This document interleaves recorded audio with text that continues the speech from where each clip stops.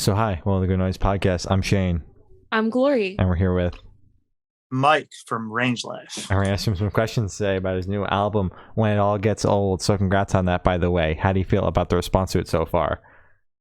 Fantastic. Better than I could have imagined. You love to see it. Yeah. Solid, all right. So is there any meaning behind the album name or cover art? No. Wow. Kind of. I mean, Okay. really not a concept album, but it like turned into a concept album. I remember talking to Shane last year about the record, like I was still making the record, and I'm like, I've had these songs for so long. So like the first couple of songs I have on the record are just random songs I had. And then the second half of the record definitely plays more into a concept. But the title, When It All Gets Old, I guess it means something to me. You know, everything kind of comes to an end, and whether it's a relationship or life. So that phrase kind of stuck with me. But by no means is it like a theme of the record, Mhm. but I can relate it to the record a lot. So, Okay. yeah. Does your Jimmy Buffett obsession fit into the record at all? Uh, Dude, I don't know if you follow him on Instagram, I don't. but he's living his best life. You need to follow. Like, some days I have trouble waking up and just like being healthy. Mhm. And this guy's like out on a boat surfing, catching fish, and he's like 85. I don't know. He's old Oh my God. doing this. And I'm just like, wow. Like, I have trouble getting out of bed, and this guy's like living his best life. All right. Exactly. I'm doing it Wow. all. So I'm inspired by Jimmy Buffett. Does it fit into the record? No. I mean, sarcastically, maybe. Fits into but the I love album Jimmy. release show, though. He's going to show up. Yeah, it is. 100%. So can you tell us a little bit about your writing process for this album? The writing process. Yeah, it was pretty crazy because I would say about 3 years ago, I downloaded Logic on my laptop, and they're here. Yeah, downloaded Logic on my laptop. Yeah, we're about to have practice, and like the guys just showed up, but no one's in a rush. All right. Yeah, so I got Logic on my laptop, and I was kind of just messing around in there, making like really weird sounds and just like figuring out the program. And I had a bunch of songs that I was like, can I record this myself? Can I not? I made a bunch of like bad demos with it. And then eventually, like once like lockdown hit, I got super into production, and I just started like buying a bunch of gear and like made myself broke buying all this analog gear. That's awesome.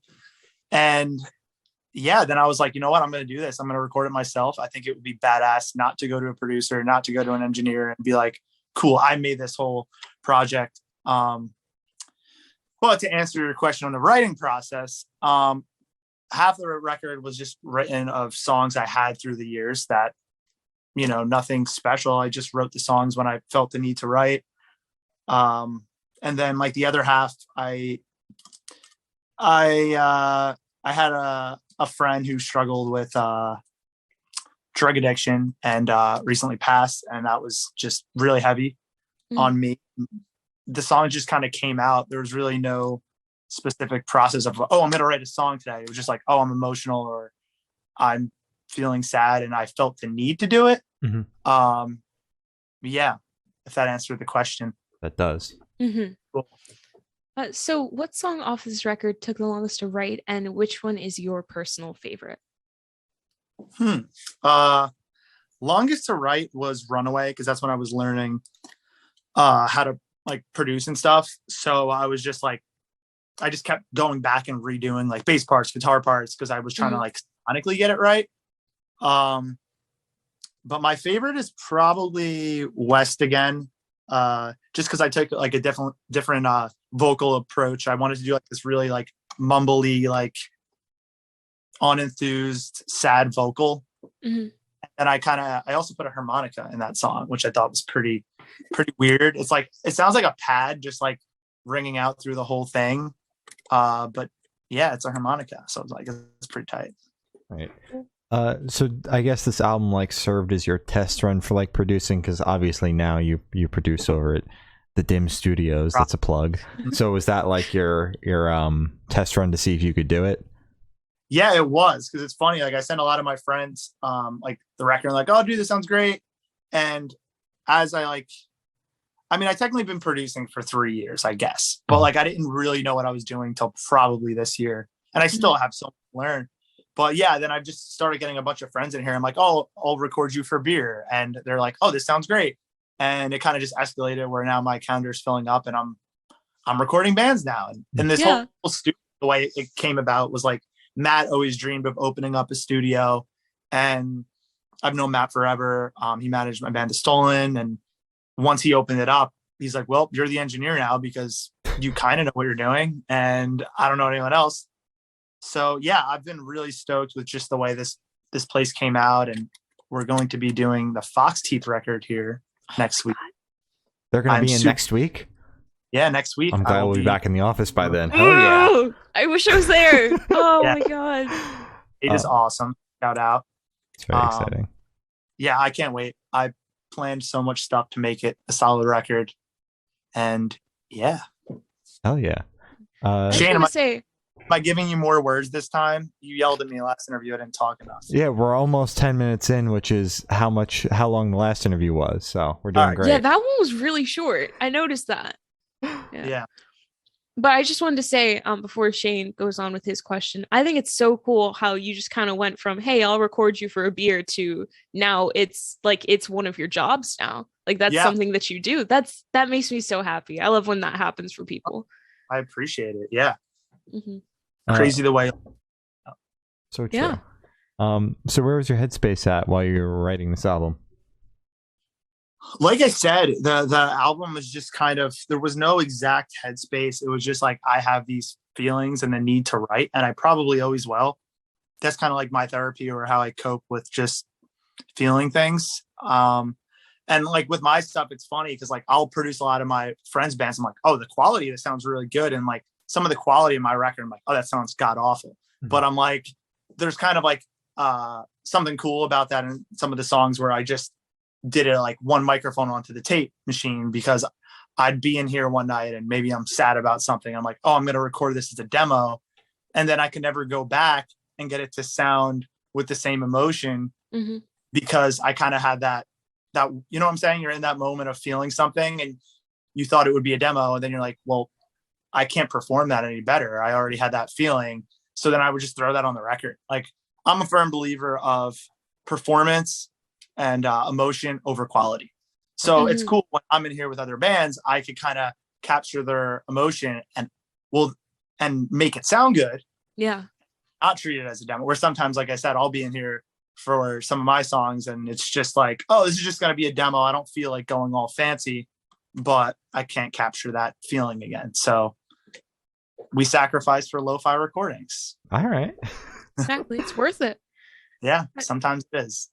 So how do you recommend your fans to listen to this record for the first time? Should they turn it on in the dark with headphones on? Should they go on a road trip with friends? Should they blast at a party?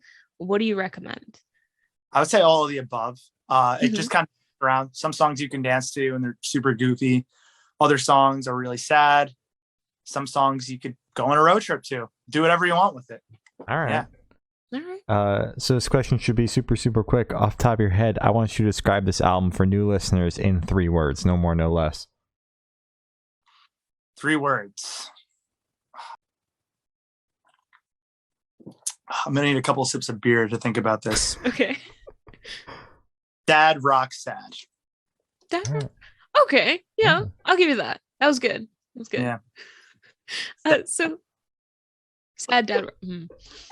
So is there a certain feeling or emotion you want this album to invoke in your listeners? I can't demand anybody to feel anything, so I don't want to tell them to feel something. But I do hope it makes them feel something, you know? Maybe you can dance to. Other songs you can cry in your room to if you'd like. The record is all over the place. So yeah, there's no specific vibe. I tried to keep like sonically cohesive and, keep the chords kind of the same. Well, not the same, but like I kind of have this folky Americana vibe that I wanted to put in every song just to kind of keep that theme. So it's not like sonically all over. But yeah. So picture this: you're on tour, you're at a gas station for a rest stop. What is your snack of choice? Ooh, it's gonna sound disgusting. Oh no. Am I hungry or am I not hungry? I guess you're hungry. I want whatever the disgusting answer is. It would be beef jerky because it just fills you up. Yeah. Yeah, I have a lot of friends who are like, "You are a sick fuck." I don't know if I could curse on. Yeah, you can. Oh yeah, you could curse. Oh, yeah. They'd be like, "You're a sick fuck for getting that." It smells kind of bad. It's just salt and sugar, but you know what? It fills me up. If I'm not hungry, it's like some candy. Candy's fun. All right. Candy's fun. What type of candy though? Oh, sorry, Shane. Maybe some sour Skittles. Okay. Yeah, Kit Kats. All of the above. I'll eat any candy. Well, if you're hungry and whip out the beef jerky, I certainly hope that the van's windows still work. That would be a little gross. Window opens up when the beef jerky comes out. It just gives off this aroma. The whole van's like, oh, who the fuck got beef jerky? Exactly. Who got beef jerky? Exactly. Mike, not you again. Yep. Why? So why does it need to smell like that? I don't know. Yeah. So Gross. if the project was a dish, what dish would the project be? If Range Life Project was a dish. Yes. Oh, it would hands down be greasy cheeseburger from your local pub. Ooh. Okay. I like that a lot. With the Budweiser. The Budweiser. Perfect. Right. Fits the vibe perfectly. So for the last couple questions, we're going to shift away from music. So if you could be one animal for the rest of your life, what animal would you be and why? These are deep questions. You guys don't realize that, but that's deep. All right? All right, let me think. Okay. It would be I would need to think about this deeper because I'm being put on the spot right now, but it would be some kind of bird. Because they can just see above everything. They could fly above the ocean. Like flying would be sick. Think about that. Like if we can just fly places, that'd be pretty dope. Well, we can, but we have to get in a plane. You can just flap my arms and go fly. So it would be a bird. That would be my my go-to. All right. Nice. Solid. I respect that. So if you could have lunch with any celebrity or artist, dead or alive, who would it be? Jimmy Buffett. Jimmy Buffett. Jimmy Buffett. Jimmy Buffett. Okay. He talks about Jimmy Buffett all the time in the office. Oh my god. Jimmy Buffett. I love it. Thank you. So for this last question, boom, you're on a desert island. You can only bring one movie, one person, and one album. Who and what are you bringing? One person, one movie. How do I watch the movie on a desert island?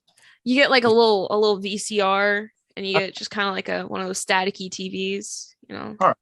It would probably be Step Brothers for the movie because I'm gonna want good laughs if I'm about to die soon.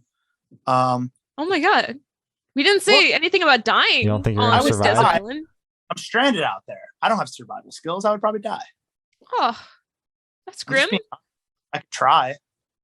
Okay, yeah. That's good. Try, yeah. I'll try to survive. So I would use Step Brothers for the movie. Friend, person. It can be any person. It would be Jimmy Buffett. If it's a friend, it would be my friend. Your friend who? Honestly. Say it again. You cut out. My friend Dom, I would bring with me. He's a good trooper. I feel like sorry, Dom. My friend Mikey McDonald, because he has survival skills, and he could probably like hunt some food and build a nice fort.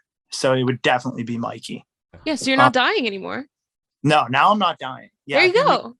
Yes, this is good. Wow. So we got the movie. We got a good friend. What was the last question? Album. Oh. Probably like, I don't know. One album to listen to. The only album I can listen to. I guess I gotta say like the Beatles, because like I can't really get sick of the Beatles. Not my favorite. I would do like Abbey Road. Yeah. All right. Mhm. So as I said, that's all the questions we have today. Is there anything that you would like to plug? Plug. October 15th, we got Fox Teeth, Pollyanna, Range Life, and some other bands, which is OK, Lizzie Donahue, and 7-Eleven. Interesting band name. Opening the show. It's gonna be sick. I have a new record. I just got vinyl, and that's the plug. Check it out. Oh yeah. Well, thank you for now. That's been Range Life, and we have been the Good Noise Podcast.